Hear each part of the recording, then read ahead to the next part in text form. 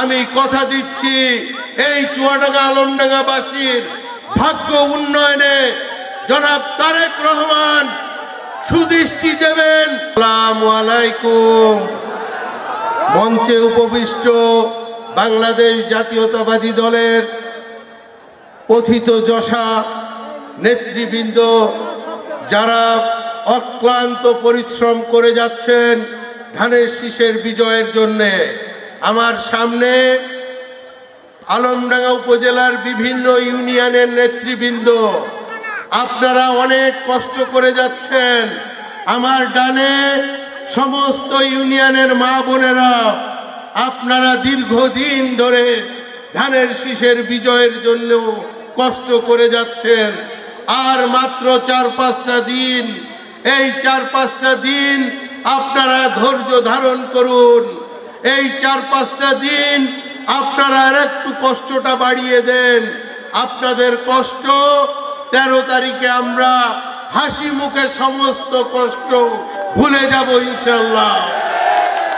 আমাদের বিএনপির যত নেতা কর্মী আছেন, আপনাদেরকে আমি স্যালুট জানাই। এই আলমডাঙ্গাবাসীকে আমি স্যালুট জানাই। যেভাবে আপনারা খেয়ে না খেয়ে, যেভাবে আপনারা দিনে রাতে আপনারা ধানের শীষের পক্ষে যে আওয়াজ তুলেছেন, আপনাদেরকে আমি স্যালুট জানাই। আপনারা যে কষ্ট করছেন, ইনশাআল্লাহ আমি কথা দিচ্ছি, যদি ধানের শীষে ভোট দিয়ে আমার ছোট ভাই শরীফুজ্জামানকে এমপি বানান, আর জনাব তারেক রহমান যদি এদেশের প্রধানমন্ত্রী হন, আমি কথা দিচ্ছি এই চুয়াডাঙ্গা আলমডাঙ্গাবাসীর ভাগ্য উন্নয়নে জনাব তারেক রহমান সুদৃষ্টি দেবেন।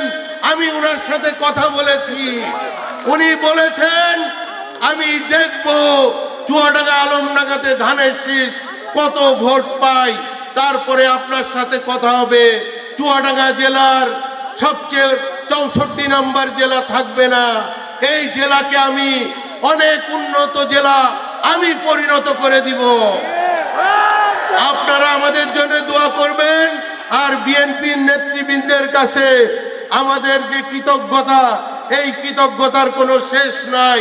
আমার পরিবারের যে কৃতজ্ঞতা, এই কৃতজ্ঞতা, এই ঋণ আমরা কোনোদিন শোধ দিতে পারবো না।